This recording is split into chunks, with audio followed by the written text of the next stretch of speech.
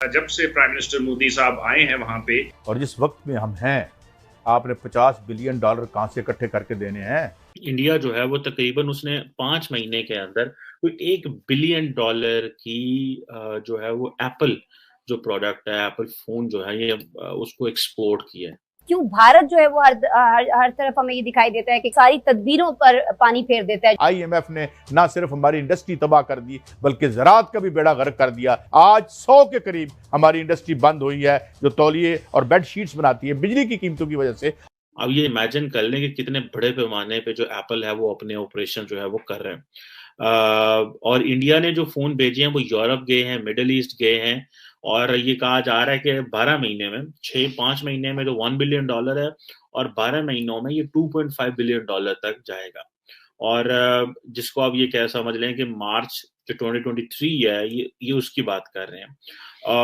अब जारी बात है, क्योंकि देखिए बार बार आपको खुदा की तरफ से इशारे मिल रहे हैं और आपकी डायरेक्शन जो है वो बिल्कुल अफगानिस्तान है, आपकी डायरेक्शन और कुछ नहीं है। या अल्लाह, हम बेबस है, हमारी हुकूमत बेबस है, हमारे पास वसाइल कोई नहीं है। तार साहब, एक बड़ी अजीब बात है कि ये कितनी बड़ी खबर है। चीजें ऐसी हैं जिससे वाकई India has a 1.2 trillion plan to snatch factories from China, और उसमें उन्होंने एक इंडिया की तरफ से एक प्रोजेक्ट बाकायदा जो है लॉन्च किया गया है। पीएम मोदी ने उसकी लॉन्चिंग की। ये बेसिकली चाइना को लेट डाउन करने वाली बात है। ब्लूमबर्ग ने जिसको पब्लिश किया है, और उसने ना सिर्फ पब्लिश किया है बल्कि जो ब्लूमबर्ग मार्केट्स हैं उसमें उन्होंने ट्वीट भी किया है। भारत एक बहुत बड़ी इकोनॉमी है, वो डोमेस्टिक मार्केट्स उसकी जो बहुत बड़ी है, उसकी जीडीपी बहुत बड़ी है, वहाँ पे उसके बिजनेस इंटरेस्ट लोगों के बड़े हैं। स्टॉक मार्केटिंग के ऊपर गाइस, अगर मैं रेटिंग की बात करूं तो इंडिया की रेटिंग 10% बढ़ चुकी है, और अगर चाइना की बात करें तो 23% माइनस में जा रही है। हमारे फॉरेन रिजर्व्स कम होते गए, उन्होंने दरवाजे खोले हैं अपने। इंडिया में आ रही हैं, तो आप इमेजिन करें कि जो टेक इंडस्ट्री है उसकी जो प्रेजेंस है उसकी इकोनॉमी पे इतना असर ये होगा कि एक तो है एक्सपोर्ट होगी, दूसरा उनको ये फायदा होगा कि वहां पे जो नेट जो यूजर्स हैं वो उसको एक बड़े पैमाने पे इस्तेमाल करेंगे, टेक्नोलॉजी सस्ती होगी। तो ये आप इमेजिन कर सकते हैं कि अगर ये यूरोप और मिडल ईस्ट में ये सारी प्रोडक्ट्स जा रही हैं, और तो आप अंदाजा कर लें कि ये 2023 में वो कह रहे हैं कि तकरीबन $2.5 अरब की एक्सपोर्ट जो है वो यहाँ से होगी। तो नरेंद्र मोदी ने जो मिशन बनाया है वो हम तो उसको समझ रहे हैं पॉलिटिकल लेंस में, इंडियंस ने नरेंद्र मोदी को देखा इकोनॉमिक लेंस के अंदर, और मेरा ख्याल है यही वो चीज है जिसको शायद पाकिस्तान को थोड़ा सा इसको इस लेंस से भी देखना पड़ेगा कि भाई you just can't look India from political lens all the time, you have to look it from other lens। अब ये कहा जा रहा है कि जो एप्पल है वो ये बात कर रहा है कि उसकी जो प्रोडक्शन का जो 10% है उसकी टोटल प्रोडक्शन का 10% चीन से बाहर मुंतकिल करने में तकरीबन 8 साल लगेंगे।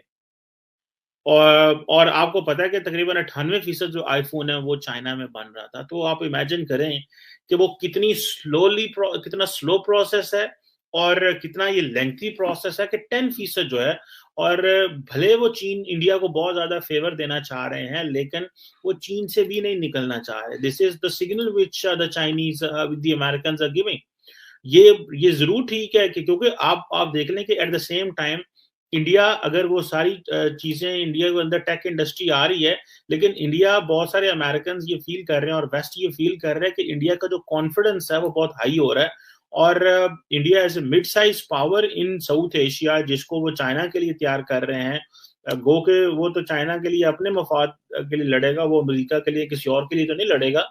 लेकिन there is also a group in the West which believes कि अगर हमने इतना ज्यादा ट्रस्ट चाइना पे इंडिया पे करना शुरू कर दिया और इंडिया के आगे हम जो कॉम्प्रोमाइज होते रहे तो things will not be the good the way जो वो चाहते हैं। सो इंडिया ने जो अपनी ऑटोनॉमी अपनी फॉरेन पॉलिसी में रखी हुई है, दिस इज ये उनको वेस्ट को बड़ी खटकती है, और उनको पता है कि अगर हमने ये चीजें ये कॉन्टिन्यूस रही तो ये अब अगर आपने मैन्युफैक्चरिंग हब इंडिया को बनाना है, सो इंडिया से हमें क्या लेना है। और ये जो प्राइम मिनिस्टर मोदी ने रशिया में बैठ के पुतिन के सामने कहा था कि this is not an era of war, basically prime minister Modi जो है वो वेस्ट को ये बता रहा था कि भाई आप जो चीजें इंडिया में लेके आएंगे हम आपके मॉडल के साथ चलेंगे। This is what prime minister Modi से। अब ये अंदाजा कर लें आप कि लेकिन वो ऑटोनॉमी भी रखना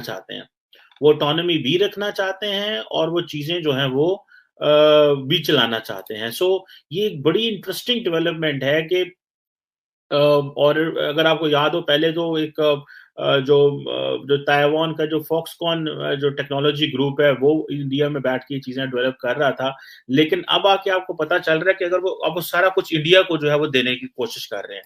India has a 1.2 trillion plan to snatch factories from China, और उसमें उन्होंने एक इंडिया की तरफ से एक प्रोजेक्ट बाकायदा जो है लॉन्च किया गया है। पीएम मोदी ने उसकी लॉन्चिंग की और उसमें ये बताया गया कि किस तरीके से ये पूरा प्लान बनाया जाएगा, और इस पे तकरीबन 1.2 ट्रिलियन प्लान जो है ये इसको कहा जा रहा है।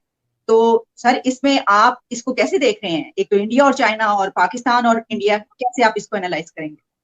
आलिया, मैं इस चीज पे बड़े अरसे से बोल रहा हूं और इसकी मैं आपको फंडामेंटल्स बताना चाहूंगा। उसमें खास कर मैं उससे पहले भी, बल्कि मैं इस पे आपके देखने वालों को बिलखसूस ये बताना चाहूंगा कि अगर आप किसी एक कंट्री या एक मजहब की तरफ नफरत में आंखें बंद कर लें तो उसमें नुकसान आपका अपना होता है, किसी और का नुकसान नहीं होता। मेरे ख्याल में आपको चीजें, जो अच्छी चीज जहां पे हो रही हो उससे लर्न करना चाहिए, अडॉप्ट करना चाहिए। This is what my philosophy is. अब मैं ये बताना चाहूंगा कि भारत ने पिछले 10 सालों में अपनी पोजीशन 11 नंबर से लेकर 5 नंबर पर ले आया है इकॉनमी में। वो यूके को भी क्रॉस कर चुके हैं।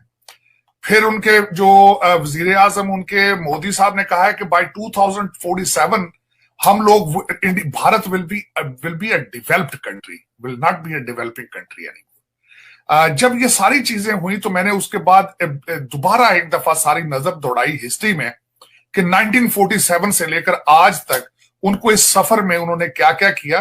तो मुझे उनके कई डिसीजन जो आज तक मैं खुद क्रिटिसाइज करता रहा हूं, उनका रशिया की तरफ झुकाव, उनका इंपोर्ट बिल्कुल बैन होना, मैं खुद उनकी एम्बेसडर गाड़ियों के मजाक उड़ाता था माजी में, लेकिन आज जब मैंने उनका एंड प्रोडक्ट देख रहा हूं तो मुझे हर चीज अच्छी नजर आ रही है।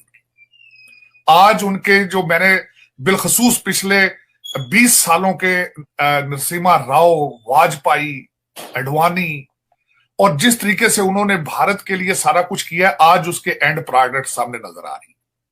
जो आपने बात की है इसके बारे में मैं इसमें पहले 2 मिसालें देना चाहूंगा।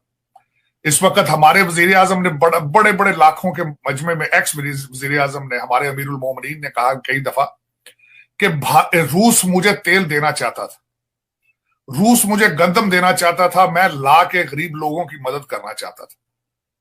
शहबाज शरीफ साहब एससीओ में गए, उन्होंने भी वापस आकर कहा कि हाँ जी रशिया हमें तेल देना चाहता है, लेकिन आप किस चीज से लेंगे? आपके पास पैसे मौजूद हैं? आप जहां से तेल लेते हैं डेफर्ड पेमेंट्स पे लेते हैं खान साहब। आप सऊदी अरेबिया के जाके मिन्नतें तरले करके डेफर्ड पेमेंट पे तेल लेते हैं वहां से।